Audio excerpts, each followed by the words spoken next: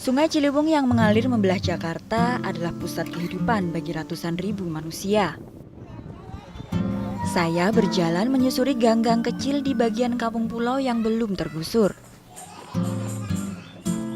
Relasi sosial yang begitu erat tergambar jelas di perkampungan ini. Terikat kuat dalam tempaan lingkungan yang begitu keras. Kampung Pulau di Jakarta Timur mungkin adalah area terpadat di bantaran Kali Ciliwung. Sebagian dari masyarakatnya telah tinggal di sini berpuluh tahun lamanya. Saling melengkapi, beradaptasi di lingkungan yang begitu keras. Melewati ratusan kali banjir, namun tak sedikit pun mereka berpaling dari Ciliwung.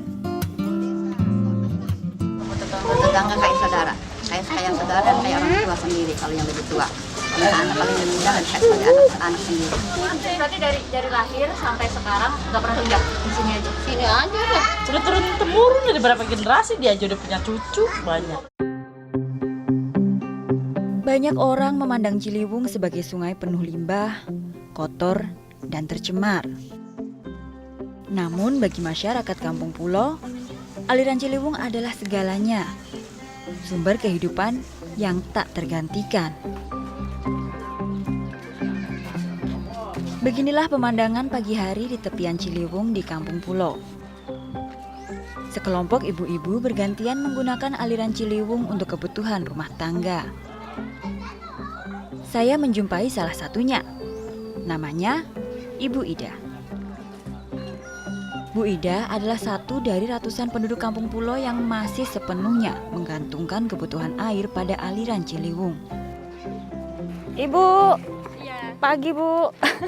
Aduh, saya ganggu sebentar ya Bu, ngobrol-ngobrol sebentar. Jam berapa biasanya ramenya Bu? Jam 6, jam setengah 6 udah rame. Oh, jam setengah 6 ya. Jadi pada naik. Masyarakat di bantaran Ciliwung adalah cerminan adaptasi manusia pada lingkungannya. Ibu, ini pakai nyuci terus pakai nyuci tempat makan gitu ya? Iya. Emang bersih Bu airnya? Bersih. Enakan sekali sih Mbak. Oh, kenapa? Kayaknya cepat gitu bersih.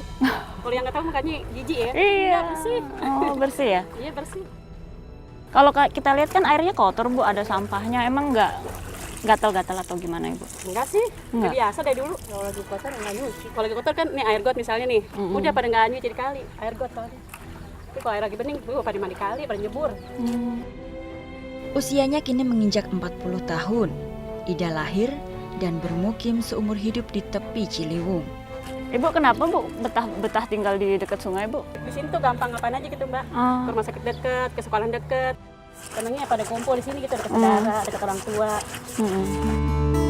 Ibu tiga anak ini tinggal tak jauh dari tepi kali bersama ibu, suami, dan juga seorang kakak.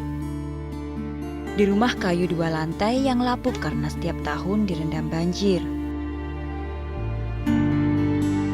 Sungai Ciliwung mengalir sepanjang 120 km dari Kabupaten Bogor hingga ke Teluk Jakarta.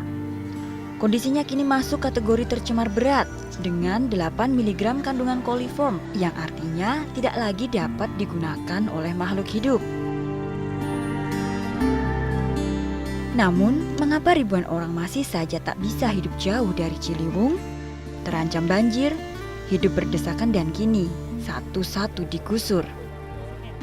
Sandiawan Sumardi, aktivis pendiri Sanggar Ciliwung menceritakan mengapa rusunawa tak jadi pilihan warga. Hidup di sini itu ikatan batin dengan lingkungan, dengan keluarga, dengan persaudaraan itu sudah dekat sekali, dan ruang sosial itu luar biasa di sini. Dari ujung ke ujung seperti di kampung-kampung tradisional kenal semua. Nah, kalau di rusunawa apartemen nggak ada kemungkinan itu. Maka nanti kalau bangun kampung susun, suasana ini dan bentuk-bentuk begini harus diadopsi. Nah, ya supaya jangan hilang. Karena ini lingkungan ekologis, sosial itu bersama-sama jadi bertemu begitu. Tak jauh dari rumah Bu Ida, Pak Bakri salah satu penghuni Ciliwung memulai pekerjaannya hari ini. Tak hanya tempat tinggal, Ciliwung juga menjadi sumber penghidupan bagi sebagian orang yang tinggal di bantarannya. Nyari kayak gini berapa lama Pak? Ini kali. Ya kita cuma dari pagi aja, dari pagi sampai setengah hari gitu. Kita mah yang difokuskan ya gelas lah. Gelas sama botol. Kalau gelas kan harganya lumayan gitu. Oh lumayan. Iya.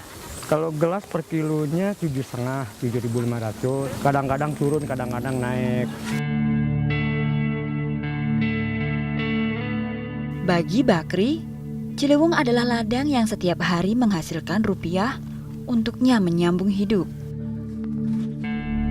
Jadi saya udah ada 3 tahun Bu. Kalau di air ya Bu ya. Kalau di darat ya lama saya. Oh jadi Bapak di darat juga? Iya, di darat juga. Kalau di air lumayan ya Pak penghasilannya? Ya begitulah Bu lah kalau misalnya di... Sehari kira-kira berapa?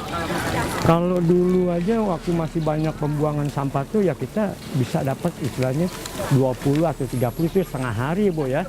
Kalau misalkan kita kan 2 kali nyari, jam 12 istirahat, nanti jam 1 turun lagi gitu. Seperti warga lain, Pak Bakri tinggal di rumah berlantai 2. Halaman rumah berfungsi sebagai tempatnya beternak ayam dan bebek, serta tempat ia memilah sampah yang telah dikumpulkan. Saya tinggal di sini ngontrak ya di Kampung Melayu itu udah ada 9 tahun, Bu. Iya. Kalau dipikir-pikir kalau di dekat pinggir kali itu kan saya kan nggak susah ya naruh barangnya walaupun istilahnya berapa tumpuk. Jadi kita nggak mengganggu istilahnya warga yang lain. Bagi Pak Syarif, Bu Ida, Pak Bakri dan ratusan lain orang, Ciliwung selamanya jadi rumah yang tak tergantikan. Kehidupan, mata pencaharian, dan akar budaya yang sulit untuk dicerabut begitu saja.